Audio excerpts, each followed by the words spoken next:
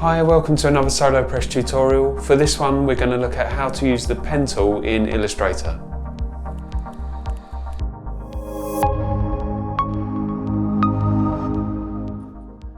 Okay, so I'm in Illustrator now. I've got a blank canvas set up. I'm just going to work off a single layer for now, and I've got a black stroke.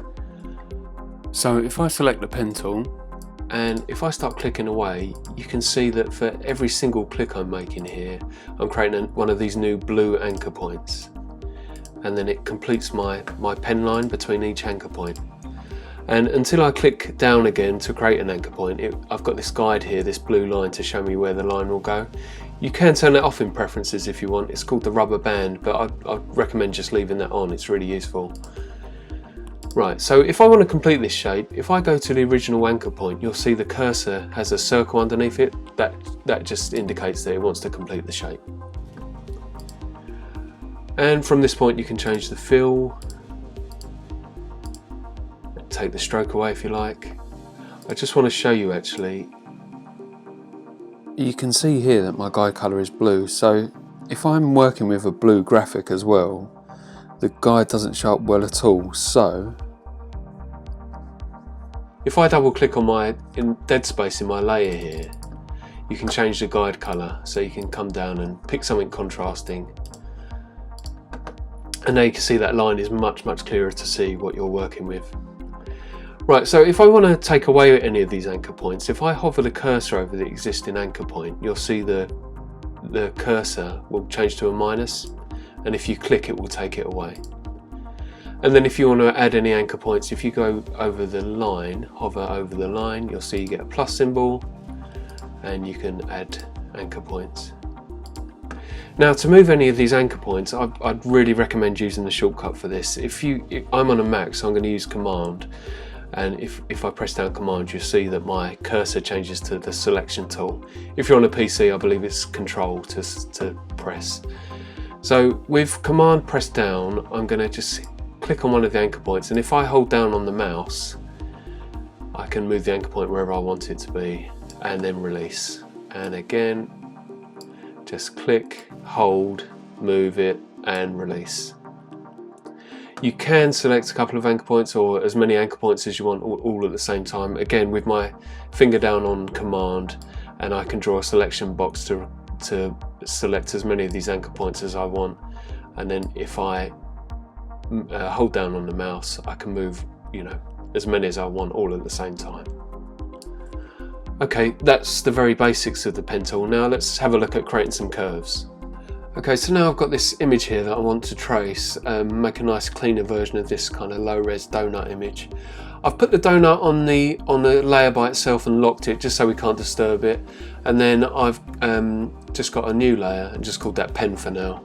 So again, with the pen selected, I'm just going to show you over here how curves work.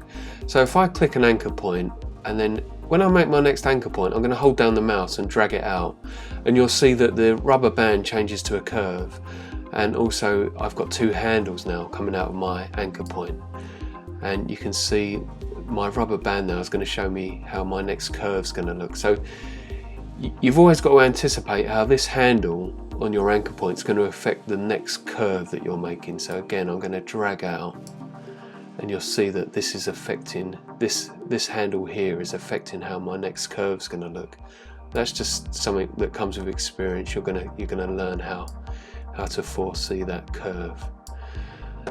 So if I keep clicking and holding and dragging out, I'm going to create this nice kind of sinuous curvy shape like this.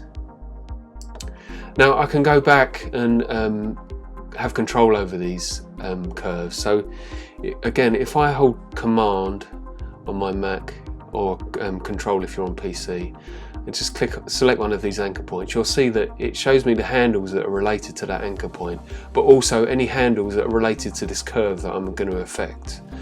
So now again, still with my finger on the Command key, I can move the handle here, and you can see how that affects the curve. Also, you'll see that it's moving both handles in unison, but I can adjust the length of this handle here, and all that means is I'm having full control over this part of the curve, but it's maintaining that nice curve coming out either side of that anchor point. Again, I can grab that side and do the same. If I want to move the handles independently, if I move my finger across to the Option key on a Mac, or if you're on a PC, use the Alt key, you can see that I can grab that handle and move that independently, and you'll get a less of a smooth curve between each anchor point as a result. If you want to go to a curve and reset it, if you're not happy with the curve you got in the first place, if you hold down the Option key or Alt on a PC and click on the actual anchor point, click once and you'll see it resets it. And then if I drag out from there, it will give me my handlebars back. Again, just keeping my finger on the Option key, finger down on the mouse, and I can adjust that again and then control it how I wish. Okay, I'm going to run through very quickly just how to trace an object like this as a demonstration and a few more tips. But if you're heading off now, don't forget you could subscribe to our channel, and also if you've got any comments or any questions, please let me know below and I'll get back to you.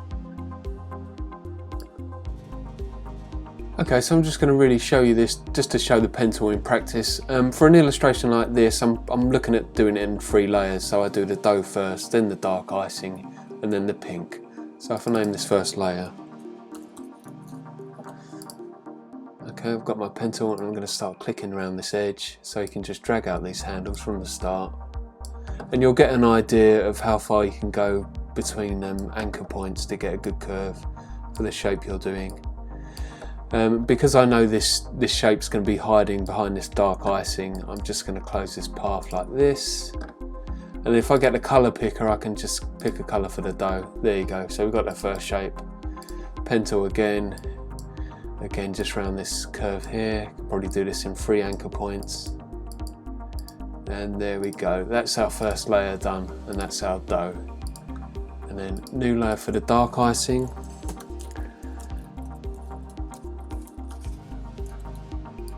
Okay, I'm going to hide the dough, and what I'll do, I'll just I'll speed up through this, and then I'll stop it. I just want to explain about cutting out this hole afterwards. All right, I'll see you in a bit.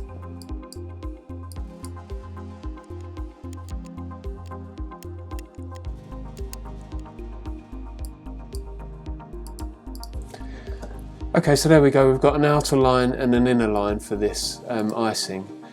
I'm just going onto my selection tool, and I'm going to create a fill for this icing. We want a dark brown, there you go.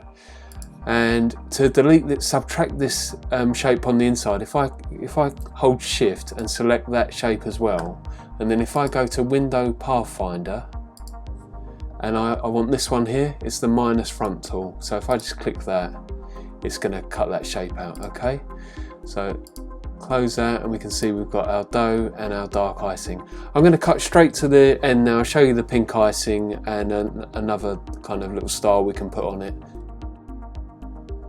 So there you go, I've got all the layers in now, and I've hidden my original layer so you can see the illustration. There's 1 or 2 points we can just tweak, and if you wanted to, you could go on and add some shine and shadow, but we'll leave that for another tutorial. Anyway, I hope that's helped, and we'll see you again soon.